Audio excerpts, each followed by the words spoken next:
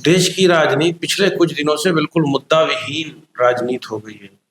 मतलब non issue पे जब पॉलिटिक्स होगी, जब आप किसी रिलीजन की बात करोगे, किसी कास्ट की बात करोगे, जिस दिन भारतवर्ष के लोग ये समझ गए कि हम पहले भारतीय हैं, हमारी आस्था का मामला है, हम एक दूसरे की आस्था का सम्मान करें, इसीलिए तो भारत की दुहाई दुनिया में दी जाती है कि ऐसा सुंदर बागीचा है जहां हर तरह के फूल खिलते हैं। जिस समाज में, जिस गांव में, जिस मोहल्ले में नफरत होगी, उन्माद होगा, उसका विकास नहीं हो सकता। क्या ऐसा अभी भी कमी रह गई है कांग्रेस में जिसको लोग एक्सेप्ट करने के लिए तैयार नहीं है? जैसे बिहार की बात करें, बिहार में एक समय था कि कांग्रेस के कोर वोटर हुआ करते थे। कांग्रेस ने हमेशा रोटी, कपड़ा और मकान, एजुकेशन, स्वास्थ्य की बात की। 20,000 रुपया सैलरी लेने वाला प्राइवेट स्कूल का शिक्षक अच्छा पढ़ाता है। सरकारी स्कूल में जो शिक्षक 1 लाख रुपया तनख्वाह ले रहे हैं, उनके बच्चे भी प्राइवेट स्कूल में पढ़ते हैं। और मुल्क की आजादी का मतलब ये था कि हर तरह से आजादी, हर तरह की आजादी। तो आजादी है कहाँ? हम शारीरिक आजाद हैं,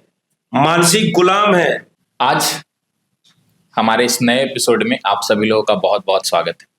आज जो हमारे खास मेहमान हमारे बीच मौजूद हैं वो बिहार कांग्रेस के अल्पसंख्यक अध्यक्ष हैं और आज उनसे विशेष बातचीत करेंगे राजनीति के ऊपर, क्योंकि बहुत ज़रूरी हो जाता है हर किसी को ये जानना कि राजनीति आज किस तरीके से चल रही है। आज जो भी लोग राजनीति में बैठे हुए हैं, जो भी लोग सत्ता में बैठे हुए हैं, जो भी लोग विपक्ष में हैं, उनकी क्या भागीदारी है, उनकी क्या रिस्पॉन्सिबिलिटी है, क्योंकि आम आदमी उन्हीं के ऊपर कहीं ना कहीं डिपेंडेबल होता है कि वो जो फैसले लेंगे उसी से आम आदमी का भविष्य तय होता है। तो बहुत बहुत स्वागत है सर आपका। बहुत धन्यवाद आपका। तो सर सबसे पहले बात करते हैं, सर आप अल्पसंख्यक के प्रदेश अध्यक्ष हैं बिहार में। बहुत बार बातें होती हैं, अभी कुछ दिन पहले एक नई नई पार्टी लॉन्च हुई बिहार में, जनसुराज। वो प्रशांत किशोर जी जो उनके हैं कर्ता धर्ता, उन्होंने एक बात कही कि आप लोग पढ़ाई में या फिर जिसको तालीम बोलते हैं या इल्म बोलते हैं, उसमें आप लोग बहुत पीछे रह गए। तो आपको क्या लगता है कि ऐसा क्या रीजन रहा है, या फिर सही में ऐसा है कि अल्पसंख्यक इन मामलों में काफी पीछे रह गया है? देखिए, प्रशांत किशोर जी तो दूसरे लाइन पर बात कर रहे थे। जी जी। प्रशांत किशोर जी का अपना एक पॉलिटिकल इंटरेस्ट है, हिडन एजेंडा था जो यंगस्टर्स के सामने जाके इस तरह की बातें करता। हाँ, ये बात में सच्चाई है कि एजुकेशन के मामले में हमारी कम्युनिटी थोड़ा पीछे है, मगर फिर भी कम्युनिटी के बहुत सारे वैसे लोग हैं जिनके पास एक बेहतर विजन है और अच्छी सोच रखते हैं, और उनसे दर्श लेने की ज़रूरत तो नहीं पड़ सकती है मुझे। हमारी कम्युनिटी में भी बहुत सारे वैसे लोग हैं जिनको पता है कि सियासत क्या है और इस डेमोक्रेसी का मतलब क्या है और कौन से अधिकार की बात करना चाहिए। मुल्क की राजनीति कॉन्टेमिनेट हो गई है पूरी तरह से, तो जिस वजह से ये हालात है, और सारी कम्युनिटी के वही हाल है। जी जी बिल्कुल। लेकिन सर सारी कम्युनिटी के वही हाल है, बिल्कुल जैसा आपने कहा। लेकिन क्या होता है कि बहुत बार ऐसा देखने को मिलता है कि बहुत सारे लोग उसके ऊपर स्पेशलाइज या कैटेगराइज करके बोलते हैं, खास करके जो कम्युनिटी अल्पसंख्यक की कम्युनिटी, उनके ऊपर उनको कैटेगराइज किया जाता है। तो क्या आपको लगता है इसके पीछे का क्या वजह हो सकता है? देखो, इसकी पीछे की वजह है ना कि देश की राजनीति पिछले कुछ दिनों से बिल्कुल मुद्दा विहीन राजनीति हो गई है। मतलब नॉन इश्यू पे जब पॉलिटिक्स होगी, जब आप किसी रिलीजन की बात करोगे, किसी कास्ट की बात करोगे, आप वैसे इतिहास उठा के देख लेना, कोई भी पॉलिटिकल लीडर सिर्फ कास्ट की दुहाई देके या रिलीजन की दुहाई देके काम करेगा तो कभी तुम्हारे हित का काम नहीं करेगा। बिल्कुल। सबसे पहले इस चीज को समझना चाहिए हम तमाम लोगों को कि हमारा जो मुल्क आजाद हुआ, तो एक तो यंगस्टर्स को सबसे पहले इतिहास पढ़ा इसलिए जाता है कि सीख ले। बिल्कुल बिल्कुल।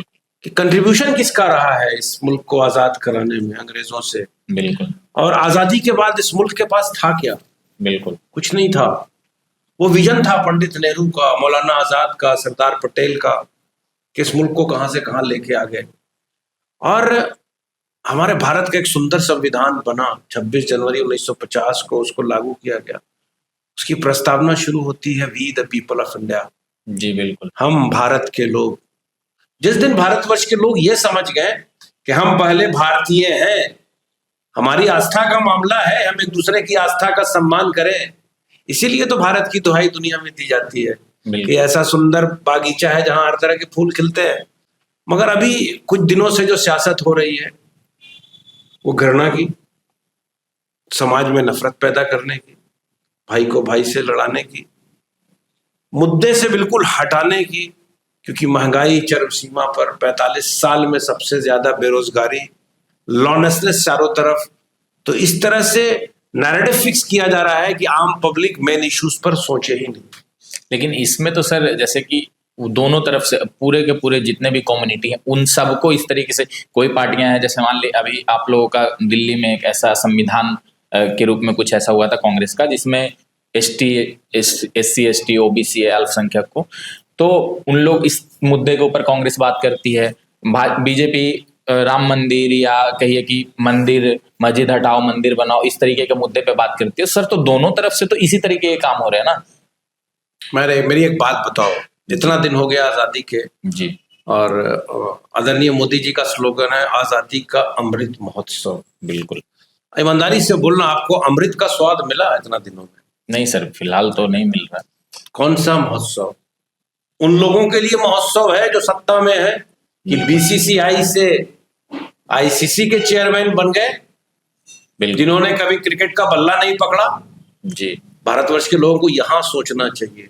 और जहां तक इसकी बात है, आप मुझे बताओ 21वीं सदी में बिल्कुल तराई इमाम था, जब मुद्दे की बात विपक्ष कर रहा था सदन में तो माइक बंद होता था। बिल्कुल। मेन स्ट्रीम मीडिया, जिसको चौथा स्तंभ कहते हैं, जहां अपोजिशन मुद्दे की बात करे कि वो बात आम जनमानस तक पहुंचे, वही तो माध्यम है ना पहुंचाने का। बिल्कुल, बिल्कुल। तो मेन स्ट्रीम मीडिया कभी इशू पे बात ही नहीं कर रही थी, जो हेडक्वार्टर से आता था उसी मुद्दे पर डिस्कशन कर रही थी।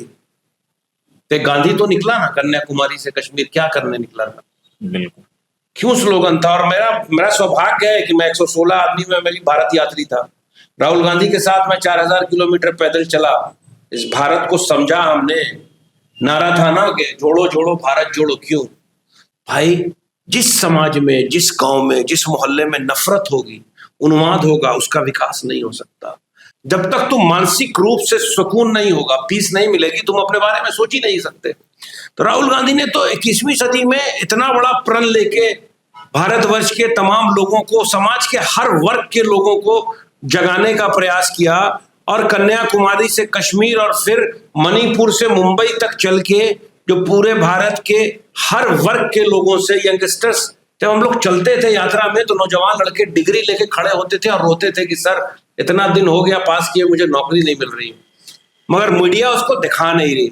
बिल्कुल। तो मसला ये है ना। अच्छा, उस बंदे ने जब इतना लंबी यात्रा की तो उनको क्या पता चला? उनको पता ये चला कि हिंदुस्तान में पिछले 10-12 साल में क्रोनी कैपिटलिज्म डेवलप हो रहा है। चंद उद्योगपति पूरे भारत की संपत्ति को खरीद रहे हैं। खरीद कैसे ले रहे हैं? आपके टैक्स का पैसा से सरकार चल रही है और सरकार उनका लोन माफ कर रही है, किसान का 1 लाख रुपया लोन माफ नहीं कर रही है। तो जहां संविधान समाज के हर वर्ग के लोगों को बराबर अधिकार की बात करता है, और वहां आजादी के इतने दिन के बाद जब मुल्क का ये हाल हो गया, तो राहुल गांधी ने कहा कि जरूरी है कि जातीय जनगणना हो। क्यों हो? जात तो है, बिल्कुल, इसको आप नकार नहीं सकते। बिल्कुल नहीं। वो भी ये नहीं कहा उन्होंने कहा कि स्वर्ण जाति के भी 10% लोग आज उसका लाभ नहीं उठा पा रहे। कुछ ही लोग हैं जिनको, जो आम जनमानस के टैक्स का पैसा है जिससे विकास का कार्य होता है, उसका लाभ चंद लोगों को हो रहा है। इसलिए हम चाहते हैं कि प्रॉपर ढंग से जातीय जनगणना हो और जिसकी जितनी आबादी उसकी उतनी भागीदारी हो। भाई तो हम गलत कहां कर रहे हैं? हम मेरी पॉलिटिक्स आजादी के पहले से और आजादी के बाद से कांग्रेस की एक विचारधारा है, सेकुलर एंड प्रोग्रेसिव विचारधारा। कांग्रेस सोशलिज्म की बात करती है, भारतीय जनता पार्टी कैपिटलिज्म की बात करती है। तो आसमान और जमीन का फर्क है और यहाँ के लोगों को इस चीज को समझना चाहिए। वही यहीं पे सर आते हैं कि इतने समय से, जैसे आपने बोला, राहुल गांधी ने भारत यात्रा की, सभी लोगों ने उसको देखा, हर लोग उससे जुड़े, बहुत सारे लोग जुड़े। लेकिन क्या ऐसा अभी भी कमी रह गई है कांग्रेस में जिसको लोग एक्सेप्ट करने के लिए तैयार नहीं है? जैसे बिहार की बात करें, बिहार में एक समय था कि कांग्रेस के कोर वोटर हुआ करते थे, वो हर एक जात से कोर वोटर हुआ करते थे। स्वर्ण की बात कर लें, आप OBC की बात कर लें, या फिर अल्पसंख्यक की बात कर लें, कहाँ वो कमी रह जा रही है?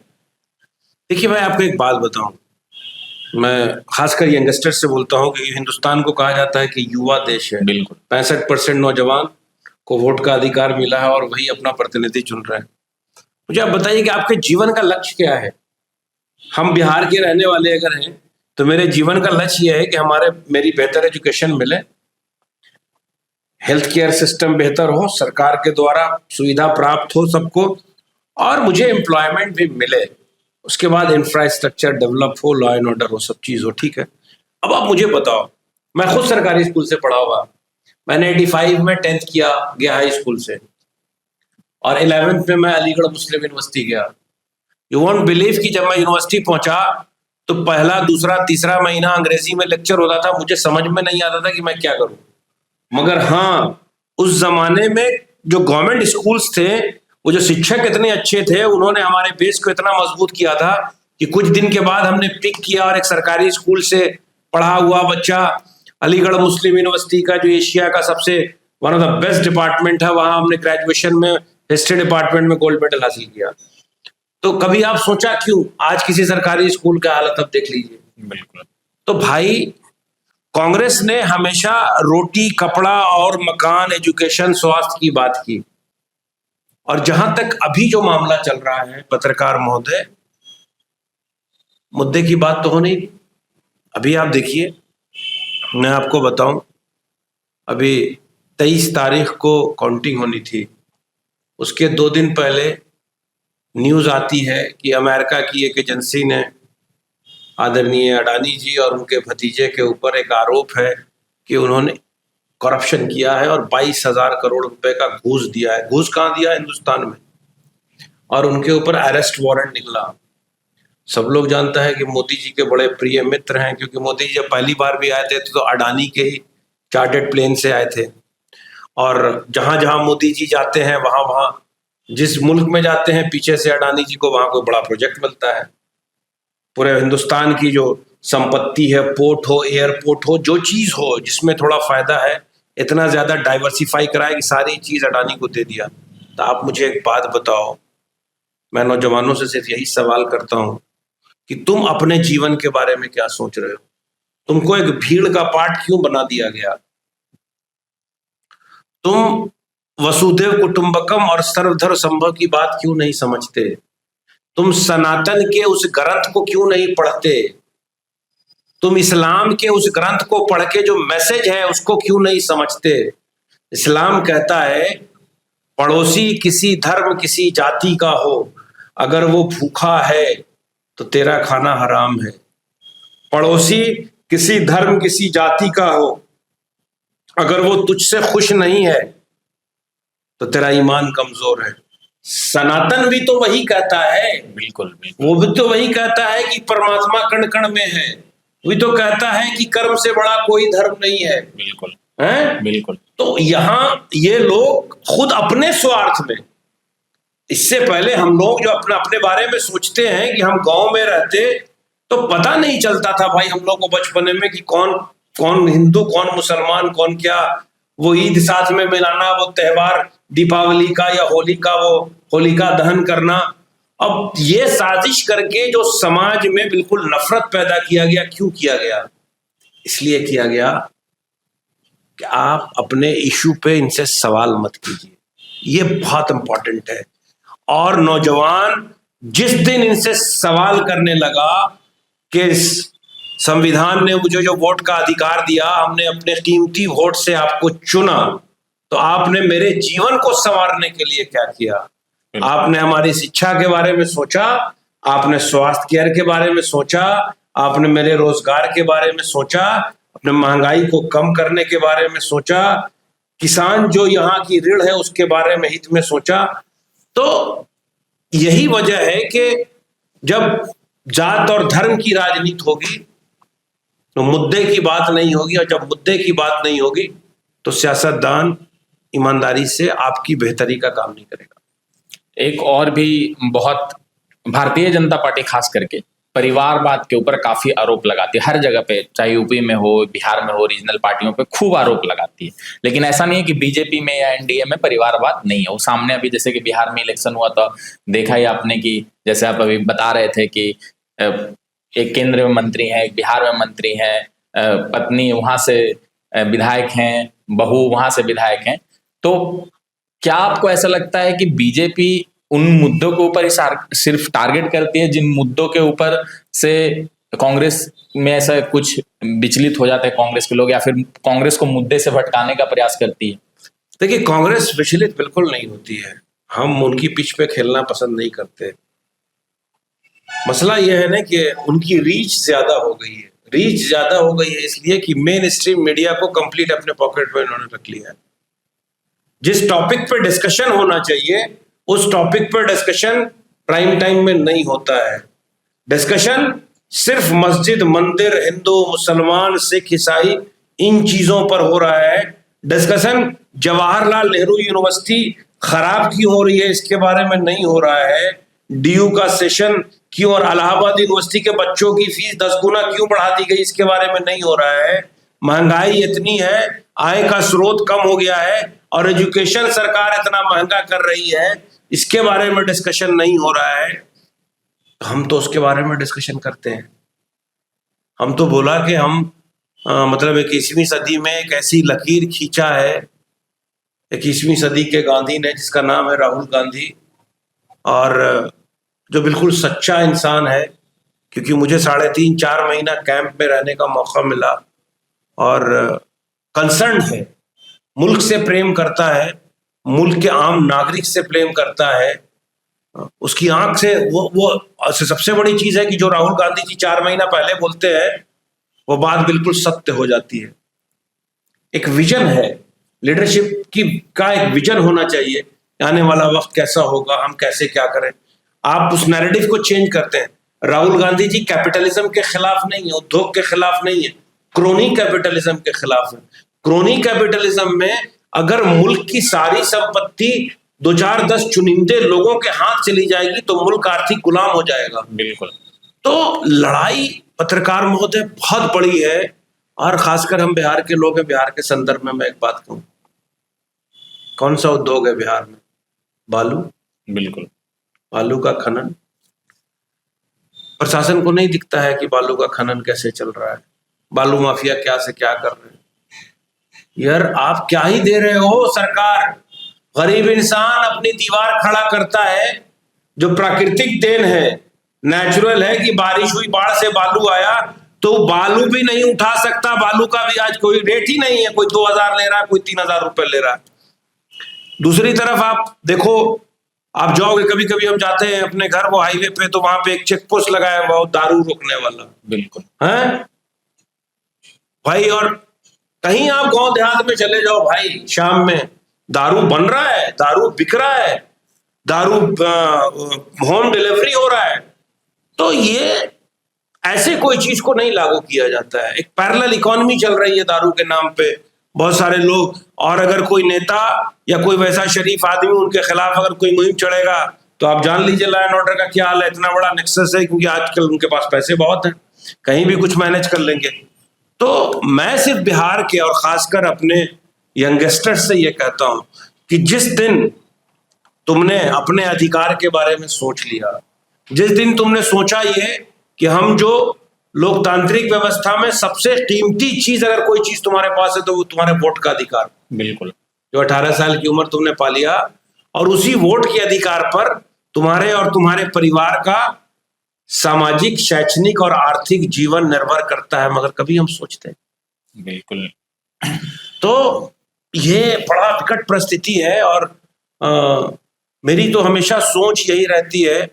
हम शरघाटी में गए थे 2020 में, और लोगों से हमने ये कहा था कि हांडी में जब आदमी चावल भात पकाता है तो एक चावल निकाल के देखता है, पूरी हांडी को चेक नहीं करता है। मैंने बोला कि अभी बगल में हम 12चट्टी से जिला परिषद के सदस्य रहे 5 साल।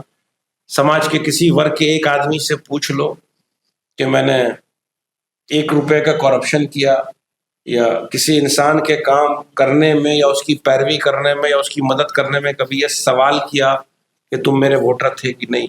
यही तो खूबसूरती है लोकतंत्र की कि आपको आज़ादी है कि आपके खिलाफ सब लोग चुनाव लड़ें, मगर जब चुनाव का रिजल्ट आ जाए तो जो जीता वो जन जन का प्रतिनिधि है, वो किसी पर्टिकुलर का प्रतिनिधि नहीं है। बिल्कुल। ये मानसिकता जब तक चेंज नहीं होगी ना तब तक कुछ नहीं। और ये चेंज कौन कर सकता है? यंगस्टर्स कर सकता है। यंगस्टर की आप बहुत बात कर रहे हैं, और कहा भी जाता है कि क्योंकि हर जगह पे पूरे इंडिया में यंगस्टर की भरमार है, जैसे कि 60% सिर्फ युवाओं का देश बोला जाता है भारत को। बात आपने बिहार की पिछले 17-18 साल से नीतीश कुमार जी बिहार के मुख्यमंत्री हैं, और लगातार कभी वो महागठबंधन के साथ सरकार बनाते हैं।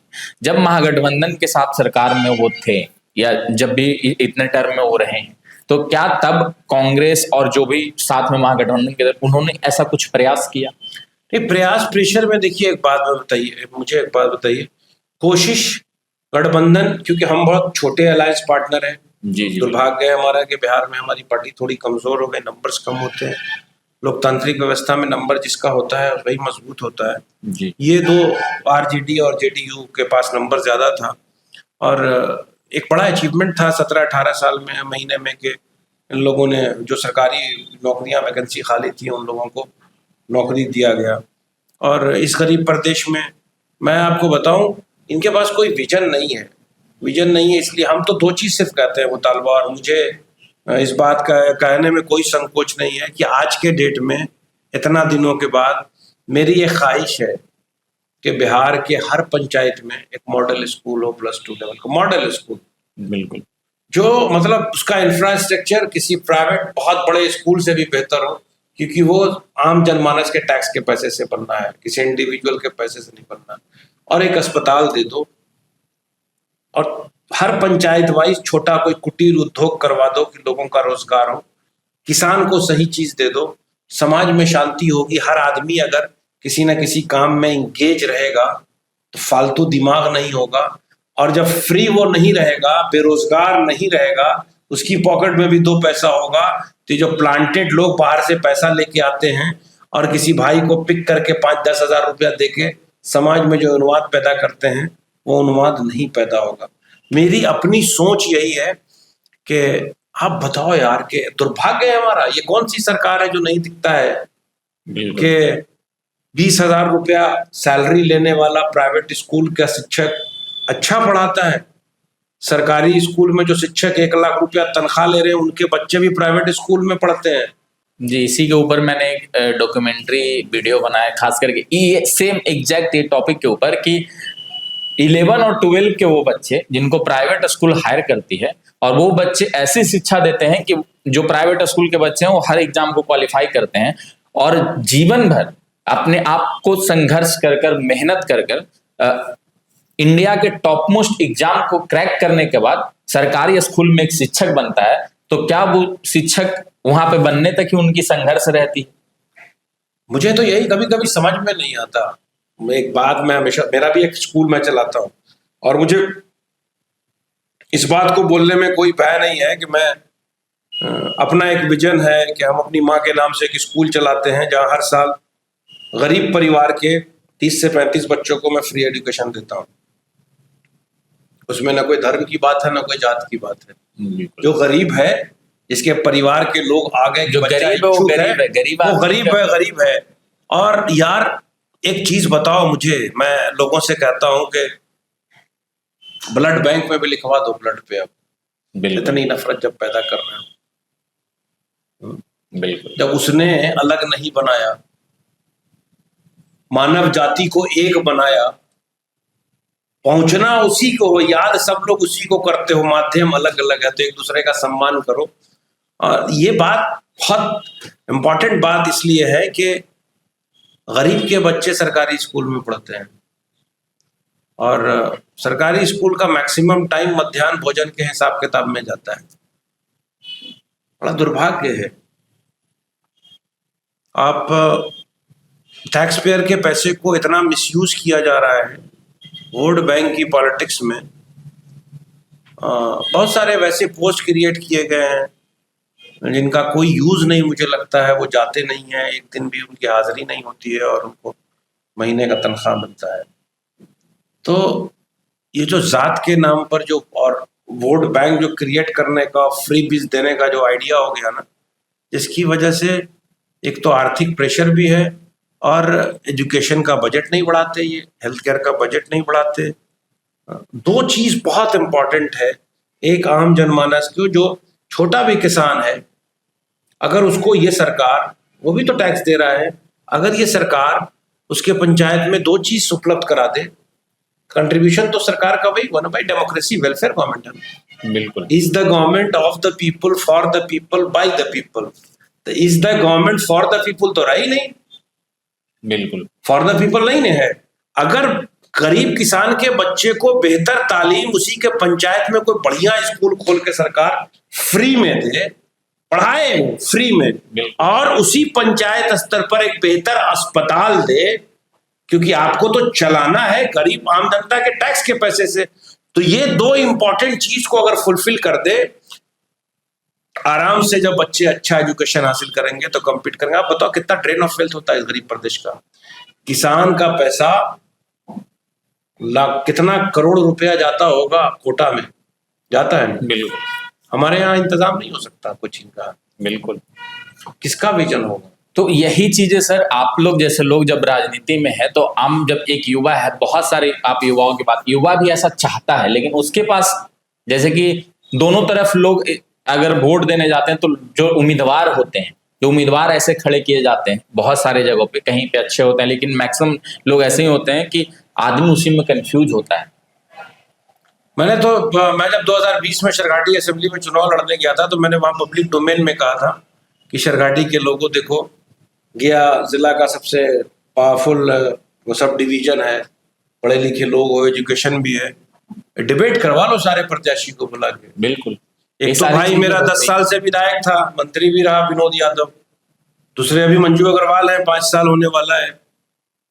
तो भाई हमको तो अपना, अगर हम जा रहे हैं 5 साल के बाद जनता के बीच में, तो अपना रिपोर्ट कार्ड लेके जाएंगे ना। बिल्कुल कि मैंने ये किया, मेरी अपनी एक सोच थी उस जगह के लिए। नहीं बिल्कुल। एक अच्छी सी लाइब्रेरी हो, एक अच्छा सा किसी भी तरह से सरकारी जमीन को देख के कहीं ना कहीं से सरकार से चिरोरी मिन्नत करके फंड लाके एक बेहतर स्टेडियम बनाया जाए, क्योंकि आज का जो जनरेशन है, यंगस्टर्स है, अगर उसको बढ़िया प्लेटफॉर्म मिल जाएगा, तो आजकल देख रहे हो IPL में एक परिवार का बच्चा क्लिक कर गया तो उसका पूरा परिवार सुधर जाता है। बिल्कुल। आपके पास तो कुछ है नहीं, मगर हम लोग का कुछ है ही नहीं, कोई विजन ही नहीं। इसीलिए जन उपचुनाव से पहले प्रशांत किशोर जी गया आए थे, वो इमामगंज में, और गया में एक प्रेस कॉन्फ्रेंस रखा गया था, उसमें मैं गया था, और मैंने एक ही सवाल पूछा कि आप बार बार बात करते हैं कि हम युवाओं को लेकर आएंगे, क्योंकि हमने बोला कि वैसे लोग, बहुत सारे ऐसे लोग हैं जिनके पास विजन है, तो उनको पार्टियां टिकट नहीं देती, या फिर वो पैसे से कमजोर हैं, क्योंकि तो आप उसके लिए क्या करें। तो उन्होंने बोला कि हम वैसे लोग को जो भी राजनीति करना चाहते हैं वो आए, हम उनके पीछे पैसा खर्चा करेंगे, लेकिन अभी तक ऐसा कुछ दिखा नहीं है। अब आगे आने वाले 2025 के विधानसभा है, पता नहीं क्या वो करेंगे नहीं करेंगे, तो वो मैटर। लेकिन यही चीज जो आप बोल रहे हैं कि आप जैसे लोगों पे जनता समझ नहीं पाती है, वो सही और गलत का फैसला नहीं कर पाती है, कौन इंसान सही है, किसका विजन अच्छा है, किसका विजन। तो ये चीजें जो आप बार बार एजुकेशन की बात कर रहे हैं, तो ये काम तो सारा पूरा का पूरा सरकार का है। और पिछले 17 साल से, जो 18 साल से मुख्यमंत्री हैं नीतीश कुमार जी, जो बात करते हैं कि हमने शिक्षा के लिए किया, हमने लड़कियों को साइकिल दिया, वो सिर्फ देने की बात करते हैं, डेवलपमेंट तो कहीं नजर नहीं आता। क्योंकि जैसे अभी आपने बोला कितना लाखों रुपया कोटा जाता है किसानों का, क्योंकि वो ज्यादातर बच्चे किसान के ही हैं, और वो चाहते हैं कि हमारी जीवन कैसे भी बीत जाए, लेकिन हमारे बच्चे वो ना करें, क्योंकि वो उस संघर्ष को देख रहे हैं। तो देखो, इंटरनल डेमोक्रेसी इन सारी पार्टियों में नहीं है। ये जो रीजनल पार्टी होती है ना, इनका पावर सेंट्रलाइज होता है, उनके मुखिया जो है, मालिक है, वो पटना में बैठते हैं, जितने ब्यूरोक्रेट्स हैं उनका डायरेक्ट वहां अप्रोच होता है, ठीक है ना। तो फिर पावर का हमेशा डिसेंट्रलाइजेशन होना चाहिए। डेमोक्रेसी की खूबसूरती यही है, डिसेंट्रलाइजेशन ऑफ पावर। यहाँ विपरीत हो रहा, पावर का सेंट्रलाइजेशन हो रहा है। अगर एसपी साहब क्या हैं, DM साहब क्या, पब्लिक सर्वेंट, बिल्कुल, सिविल सर्विसेज करके आए हैं, बिल्कुल, उनकी नजर से नहीं जा रहा है कि कितने निर्दोष के ऊपर झूठा मुकदमा होता है, प्रताड़ित किया जा रहा है और उनसे उगाही की जा रही है। बिल्कुल जा रहा है, बिल्कुल। तो आप फ्रेंडली पुलिस क्यों नहीं बनी अभी तक? पुलिस को देख के आम कमजोर आदमी, शरीफ आदमी क्यों अपना कन्नी काटता है? सच्चाई बोलने नहीं जाता, बोलता है कि हम ट्रैप हो जाएंगे। इन सारी चीजों पे कभी विचार कर रहा है? आप मुझे बताओ ना, ये मुल्क को जब आजाद कराया गया था, हम तमाम लोगों के पूर्वजों ने अपने प्राण की आहुति दी थी इस मुल्क को आजाद कराने में। और मुल्क की आजादी का मतलब ये था कि हर तरह से आजादी, बिल्कुल हर तरह की आजादी। बिल्कुल। तो आजादी है कहाँ? आप मुझे बताओ। हम शारीरिक आजाद हैं, मानसिक गुलाम हैं, जात में, धर्म में, समुदाय में बटे हुए। और बांटा किसने? पॉलिटिशियन ने। इस पे- क्यों बांटा? अपने स्वार्थ में। बिल्कुल। जब अपने स्वार्थ में बांट दिया, उससे हटके देखो, मार्टिन लूथर ने बड़ी पावरफुल बात कही थी, king Martin Luther, apartheid movement के खिलाफ। बोला था उसने कि जिस शासक ने अपने शासनकाल में धार्मिक उन्माद को पैदा किया, समझो वो मुल्क बर्बाद हो रहा है। बिल्कुल। आप देखो यार, अफगानिस्तान की करेंसी हिंदुस्तान से मजबूत हो गई, चर्चा नहीं हो रही है। बिल्कुल, यही तो सर दिक्कत है ना कि हमारे अभी अगर आपसे मैं ये सवाल पूछता कि आप 90 के दशक में बताइए क्या होता था, लोग आज भी उसी को लेकर, और जितने भी लोग हैं जो जैसे जिन तक ये वीडियो पहुंचेगा, बहुत सारे ऐसे लोग हैं जो वही देखना पसंद कर रहे हैं कि अगर मैं आपसे ये सवाल पूछूं कि लालू के राज में बताइए क्या होता था, लोग इस पे ना सुनना चाहते हैं, ना देखना चाहते हैं, ना समझना चाहते हैं, क्योंकि लोग को लगता है कि हम सेफ है। लेकिन ऐसा नहीं, क्योंकि उस पर मेरा भी एक ओपिनियन, जब आप जाति की बात करते हैं, लोग आज बोलते हैं कि अगर एससी या एसटी के लोग आज सबको बराबर अधिकार मिल रहा है, मान लीजिए कि हर जगह पे जाने की या पढ़ने की इजाजत हो गई है, लेकिन आज भी तो वो जाति, बहुत सारे ऐसे जगह है जहां पे आर्थिक रूप से जातिवाद चल रहा है, जहां पे आप अगर हमारे पास पैसा है तो कहीं अगर जाना है तो हमें डायरेक्ट एंट्री है, वीआईपी एंट्री है, लेकिन आपके पास अगर पैसा नहीं है तो आपको लाइन लग के आना होगा। और ये बहुत सारे जगहों पे होता है। आप किसी भी अगर यूनिवर्सिटी में एडमिशन कराना है, या आपके पास पावर है, आपका कहीं पहचान है, आपका किसी मंत्री से पहचान है, पैसा है, आप खर्च कीजिए, आपका हो जाएगा। वो बच्चा जो मेहनत करके मेरिट में एग्जाम को क्रैक किया, उसके जगह पे वैसे बच्चे का होता है जो मेरिट में भी नहीं, उनके पास क्या है? पैसा है। तो कहाँ जातिवाद खत्म कहाँ हो रहा है? देखो, तुमको एक बात बताएं, हिंदुस्तान का सबसे प्रीमियम इंस्टीट्यूशन कहा जाता था जवाहरलाल नेहरू यूनिवर्सिटी, बिल्कुल, कि जहां से ब्रेन पैदा होता है, ठीक है ना? भारतीय जनता पार्टी की नजर उस इंस्टीट्यूशन पर क्यों पड़ी? याद है वो विजुअल्स? आज तक उन पर मुकदमा नहीं हुआ, पूरा वीडियो है कि मार रहे हैं बच्चों को। और आज जो वो कैंपस था, वो क्यों था? क्योंकि बहुत कम पैसे में वहां क्वालिटी एजुकेशन मिलता था, और एक गरीब परिवार का बच्चा जो हवाई चप्पल पहनता था, फटी शर्ट पहनता था, वो भी वहां से डॉक्टरेट की डिग्री लेके निकलता था, जिसका रिकॉग्निशन था। आप आउटसोर्सिंग करके असिस्टेंट प्रोफेसर का एम्प्लॉयमेंट कर रहे हो दिल्ली यूनिवर्सिटी में, हर जगह पे। देखो, बेसिक फंडामेंटल्स को पकड़ो। फंडामेंटल्स ये है कि ये नहीं चाहते हैं कि भारतवर्ष का नौजवान लड़का ये मालूम करे कि ये जो कॉन्स्टिट्यूशन ऑफ इंडिया है उसमें हमको क्या क्या अधिकार दिया हुआ है, और वो हमसे सवाल ना करे।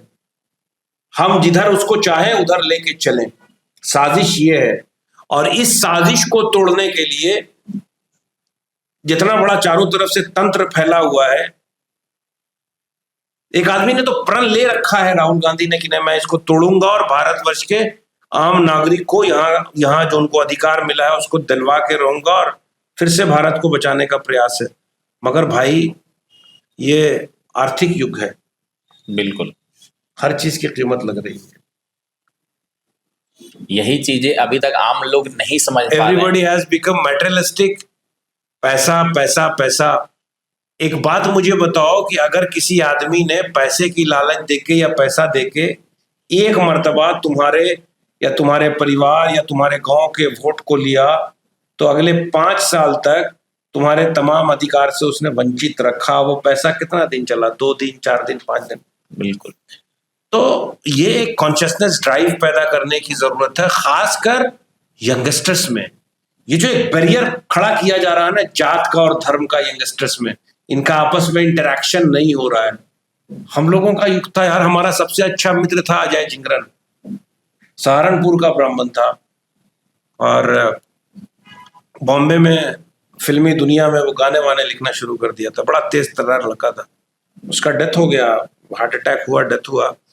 और वो ब्राह्मण था, हम मुसलमान थे, हम लोग को आज तक पता ही नहीं चला। एक ही बोतल से पानी पीते थे, एक साथ बैठ के खाते थे, हैं?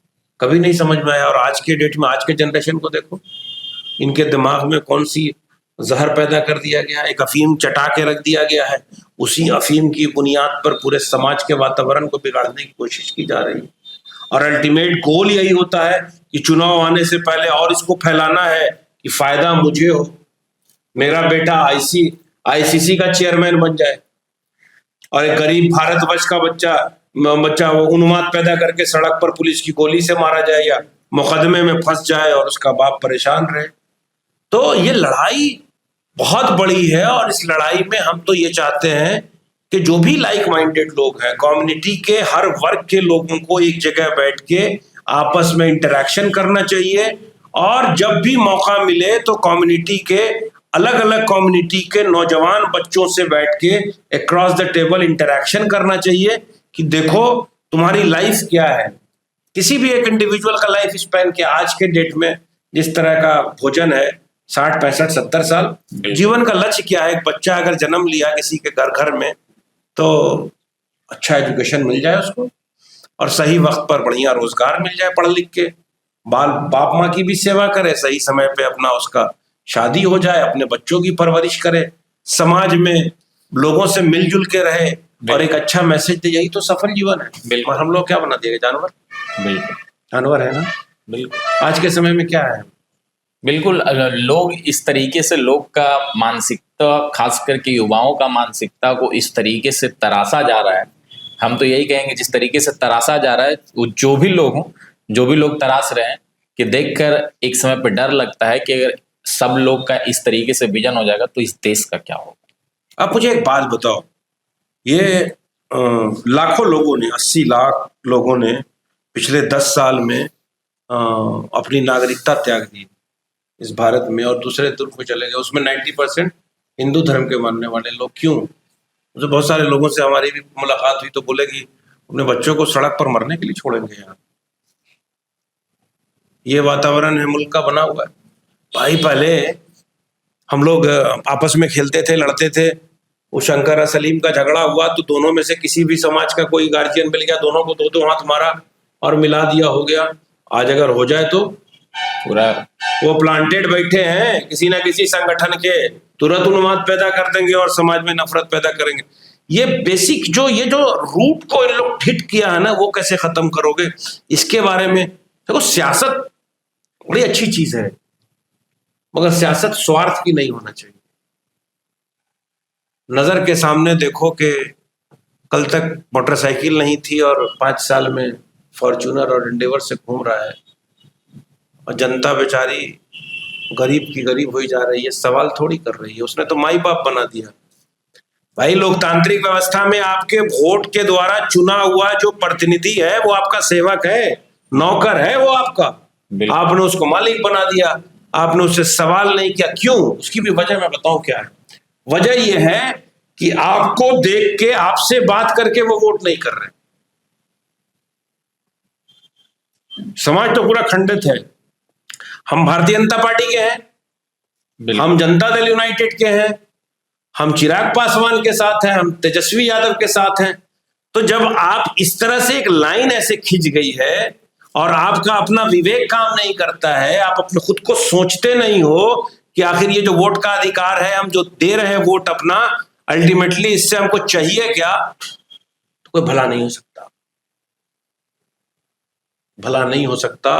और बहुत मुश्किल वक्त में और ऐसी विकट परिस्थिति, मैं आपको बताऊं कि आप कैसे विचार नहीं कर रहे हो। 10 साल पहले इसी मीडिया के माध्यम से प्याज के रेट पे सरकार बदलती थी, 5 रुपया 2 रुपया डीजल पेट्रोल का दाम बढ़ता था तो लोग सड़क पर आते थे, हल्ला होता था। बिल्कुल। तो मीडिया दिखाई नहीं रही है।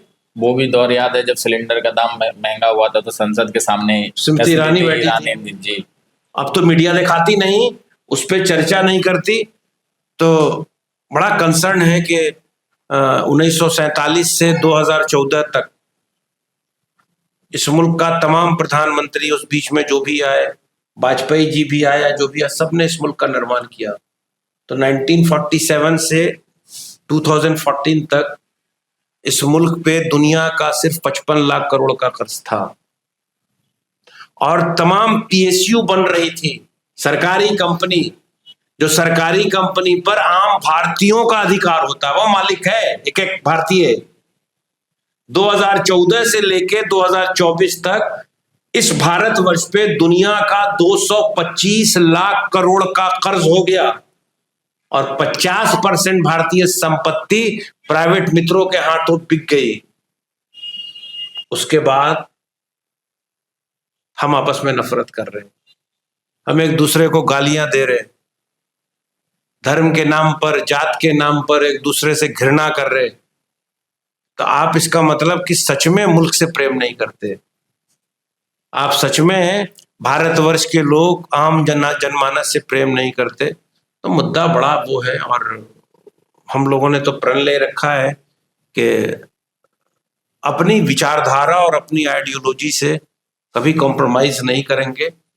सामाजिक सौहार्द को बनाने में जो भी कुर्बानी देनी पड़े उसके लिए हमेशा खड़े रहेंगे।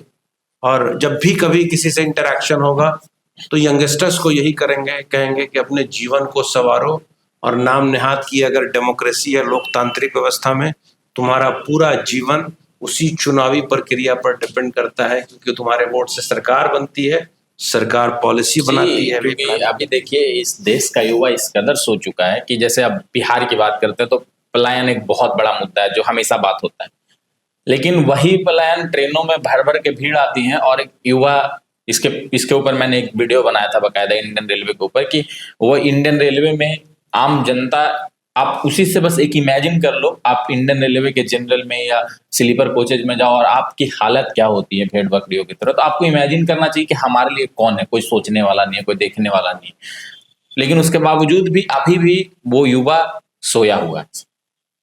भैया आप वंदे भारत देख रहे हो और भारत जहाँ रह रहा है वो ट्रेन के वही मेरा कंप्लीट। आप वंदे भारत एक तरफ डेवलपमेंट की बात करते हैं, लेकिन कितने लोग ऐसे हैं 5% लोगों के लिए जो अफोर्ड कर सकते हैं वंदे भारत में ट्रैवल करना? 5% लोग। तो मेजॉरिटी के लिए पॉलिसी गांधी का मंत्र था, बापू ने मंत्र दिया था जब मुल्क आजाद हुआ था कि कोई भी पॉलिसी सरकार की बने तो समाज में अंतिम पैदान पे जो बैठा हुआ है उसको मेन स्ट्रीम में लाने के लिए वो पॉलिसी बनना चाहिए। विजन वही था, चल रहा था वही, मगर अब बिल्कुल ऐसे शासक में के बीच हम आए हैं कि वो सिर्फ क्रोनी कैपिटलिज्म आप नजर के सामने देख रहे हो, मगर आपकी आंख पे पट्टी बांध दिया गया है, आपको धर्म की अफीम चटा दिया गया, इसलिए आप सवाल नहीं कर रहे हो। आप नजर के सामने देख रहे हो कि जो भारतवर्ष का एयरपोर्ट है वो अडानी को दे दिया गया, जो पोर्ट है वो अडानी को दे दिया गया, उस पोर्ट पे डेली करोड़ों रुपए के ड्रग्स पकड़े जा रहे हैं, तस्करी हो रही है। आप बताओ कीनिया जैसा मुल्क, ऑस्ट्रेलिया, कनाडा, बांग्लादेश, श्रीलंका जैसा मुल्क ने इनके प्रोजेक्ट को बंद कर दिया कि भाई ये करप्शन करते हैं, और अमेरिकन एजेंसी ने किया, और भारत में इस पे चर्चा नहीं हो रही है। सदन में अगर विपक्ष आवाज उठा रहा है तो सदन को स्थगित कर दिया जा रहा है और हम अभी भी जयकारा लगा रहे हैं। तो कैसे हल होगा? कौन बदलेगा सर बिहार को? जैसे कि अभी बिहार से पूर्णिया से एक सांसद है पप्पू यादव, उनका जब वो हमेशा वो खड़े रहते हैं, वो आम लोगों के लिए एक ऐसा लगता है कि उन्होंने अपने जीवन को समर्पित कर दिया है। उनका पास्ट क्या है, लोग बहुत सारे लोग उनके ऊपर भी टिप्पणी करते हैं उनके पास्ट के ऊपर, लेकिन जो प्रेजेंट में जिस तरीके से वो कार्य कर रहे हैं पिछले 3, 4, 5, 6 सालों से, वो काफी सराहनीय है। तो कौन बदलेगा इस बिहार को? कांग्रेस का क्या विजन है इस बिहार को लेकर? कांग्रेस कैसे मजबूत होगी? क्या कांग्रेस फिर से वो अपना एक दबदबा कायम कर सकता है जो पहले हुआ करता था? भाई हमने आपको एक बात बताया, कांग्रेस का तो विजन ये था कि जब भारत आजाद हुआ और यहाँ के पहले मुख्यमंत्री बने थे श्री बाबू, तो उस जमाने में हिंदुस्तान का सबसे डेवलप स्टेट बिहार था। बिल्कुल था ना? बिल्कुल। कांग्रेस के जमाने में 90 से पहले तमाम सरकारी स्कूल्स में क्वालिटी एजुकेशन मिलता था, हेल्थ केयर सिस्टम बेहतर था उस जमाने के संसाधन के हिसाब से, तुम्हारा यहाँ लोगों को एम्प्लॉयमेंट मिल रहा था, इतनी सारी शुगर मिल्स थी, दालमिया जैसा उद्योग था। तो विकास कहाँ है मुझे बताओ तो सही। सड़क बना दिया आपने टेंडर करा के, उसमें भी घोटाला करा के सड़क बन गई, और सड़क से उसी आपने बनाया कि हमने बनाया सड़क, और आम जनता से उसका जितना लागत लगी उसको वसूलने के बाद भी निरंतर लाइफ टाइम के लिए आप उससे टोल ले रहे हो। कौन सा विकास है भाई?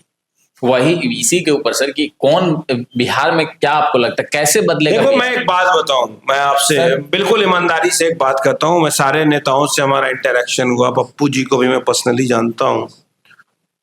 लीडर्स अलग हैं मगर विजन अलग है, उन लोगों का सोच है। एक बात बताएं आपको, आप इतिहास पढ़ोगे, मैं किसी का बायस नहीं हूं। राहुल गांधी के पास वो विजन है। तुमको याद होगा कि अपनी सरकार यूपीए के टाइम में किसान को जमीन का मुआवजा दिलाने के लिए मनमोहन सिंह की सरकार के खिलाफ राहुल गांधी भट्टा परसोल में धरने पर बैठे थे कि नहीं, ये जो सड़क बन रही है किसान को मार्केट वैल्यू के से हिसाब से 3 गुना मुआवजा अगर नहीं मिलेगा तो हम धरना नहीं तोड़ेंगे। दिलवाया। तो उनका जो विजन है वो चाहते हैं कि भारतवर्ष में खुशहाली हो, आम जनमानस के पास सब चीज हो, एजुकेशन हो, रोजगार हो, हर स्टेट का डेवलपमेंट हो। बाकी तो आप हालात जो है वो देख ही रहे हो। आप जैसे मैं बताऊं, बिहार में क्या नहीं है यार, विजन होना चाहिए। आप चले जाओ उधर सीमांचल के साइड में, इतना जबरदस्त मक्के का प्रोडक्शन है और मखान का। मक्के का जो प्रोडक्शन है, किसान प्रोडक्शन कर रहा है, तो मकई से तो आजकल कितने सारे बाई प्रोडक्ट्स हैं जो लोग खा रहे हैं कि बड़ा स्टेपल डाइट है। बिल्कुल। कॉर्नफ्लेक्स खा रहे हैं तो कॉर्न खा रहे हैं तो ये खा रहे हैं, चिप्स बन रहा है तो फलाना कर रहा है। तो वो जो है बेचारा जो किसान पैदा किया वो कहाँ जा रहा है? कहीं उत्तर प्रदेश जा रहा है, कहीं मध्य प्रदेश जा रहा है। यहाँ क्यों नहीं कोई बाई प्रोडक्ट की फैक्ट्री लगी? सरकार का विजन कहाँ है? उद्योग मंत्री कहाँ सोए हुए? मसला देखो, एक बात बताएं, जिस दिन जनता, जिस दिन नौजवान कंपैरेटिव एनालिसिस करके और बेहतर सरकार का चयन ना करे, जो अपना मैनिफेस्टो बेहतर दे, और मैनिफेस्टो अगर दे और उसको अगर 100% इम्प्लीमेंट, 100% 5 साल में ना हो बल्कि 80% अगर हो, तभी उसको फिर से सत्ता में रहने का अधिकार है। नहीं तो यहाँ तो लोगों ने अपना जन्मसिद्ध अधिकार मान लिया है कि हम 20 साल रहेंगे, जब तक जीवित रहेंगे मुख्यमंत्री। अरे भैया 5 साल आपको जनता ने मौका दिया, 5 साल में आप कुछ करके निकल जाओ कि जनता याद करे कि आपने कुछ किया। सिर्फ तोड़ जोड़, जात पात, जातीय में डाइसेक्शन, ये करना वो करना। तो उसी की वजह से हमने एक पत्रकार को दिल्ली में कहा कि भाई हम जिस प्रदेश से आते हैं, बिहार ने पूरे भारत का निर्माण किया है। बिल्कुल। चाहे सियासत में हो, चाहे ब्यूरोक्रेसी में हो, बिहार का लेबर ही जाके पूरे भारत का निर्माण कर रहा है, बिहार के टेक्नोक्रेट्स कर रहे हैं। मगर दुर्भाग्य है कि बिहार का निर्माण अभी तक नहीं हो पाया। दुर्भाग्य है हमारा। तो हम तो आने वाले वक्त में ईश्वर से यही कामना करते हैं कि हमारे यंगस्टर्स जो हैं, नौजवानी क्रांति ला सकता है। जात रखो, धर्म रखो, एक दूसरे का सम्मान करो, एक दूसरे की आस्था का सम्मान करो, सब चीज करो, मगर एक साथ मिलो, आपस में इंटरेक्शन करो, प्रदेश की राजनीति को इशू पे लाओ, अपने एम्प्लॉयमेंट की बात करो, अपने एजुकेशन की बात करो, लॉ एंड ऑर्डर की बात करो, भेदभाव खत्म करने की बात करो, इंफ्रास्ट्रक्चर डेवलप करने की बात करो। और परिवर्तन जरूरी होता है। एक जगह बैठे बैठे किसी पानी में, एक तालाब में एक पानी बहुत दिन से होता है तो उस पानी से गंध आने लगती है। 20 साल हो गए, 25 साल हो गए, परिवर्तन चाहिए। आप दीजिए, किसी को रिस्पॉन्सिबिलिटी दीजिए, किसी दूसरे आदमी को, पार्टी को। आइए फिर से आप लौट चलें, आप तमाम अपने पूर्वजों से पूछिए कि कांग्रेस ने इस बिहार के लिए क्या किया। आइए तमाम यंगस्टर्स को तो हम इनवाइट करते हैं कि आइए, हम लोग गले लगाने के लिए खड़े हैं। सब लोग आइए, कांग्रेस का दामन थामिए, राहुल गांधी के हाथ को मजबूत कीजिए और ईमानदारी से हम बिहार का भी बेहतर विकास करेंगे। तो अभी आप सुन रहे थे सारे मुद्दों के ऊपर, खास करके वैसे मुद्दों के ऊपर जिन पर आजकल मेन स्ट्रीम मीडिया बात नहीं करना चाहती, जिन पर जो डिजिटल बहुत सारे पत्रकार हैं वो बात नहीं करना चाहते, लेकिन वो बहुत जरूरी है। जिन मुद्दों के ऊपर आज सर ने जवाब दिया है, उन मुद्दों के ऊपर बात करना जरूरी है और इन बातों को आप तक पहुंचाना बहुत जरूरी है। क्योंकि आप लोग, जब आप लोग के अंदर अवेयरनेस नहीं आएगा तो हमारी यही प्रयास रहती है कि हम वैसे मुद्दों को उठाएं जो बहुत जरूरी है। क्योंकि ऐसा नहीं हो कि हम सोए रह जाए और सब कुछ हमारा खत्म हो जाए, हम किसी के गुलाम बन जाए। तो इस तरह से जानना जरूरी है कि डेवलपमेंट जो हो रहा है वो एक तरफ है, लेकिन हमारे लिए, आम जनता के लिए क्या डेवलपमेंट हो रहा है। वंदे भारत जैसी ट्रेनें आती है, वो सही है देश के लिए। वो कितने लोग अफोर्ड कर सकते हैं वंदे भारत जैसी ट्रेनें, वो आप सभी लोगों को पता है। बहुत सारे ऐसे लोग हैं जो जनरल के टिकट भी अफोर्ड नहीं कर पाते। तो बहुत बहुत धन्यवाद सर, आपने अपना कीमती वक्त दिया। बहुत शुक्रिया आपका, बहुत धन्यवाद। और अपने जितने भी हमारे सवाल थे उन सवालों के ऊपर आपने गहन चर्चा की, इसके लिए बहुत बहुत आपका शुक्रिया। Thank you, thanks a lot.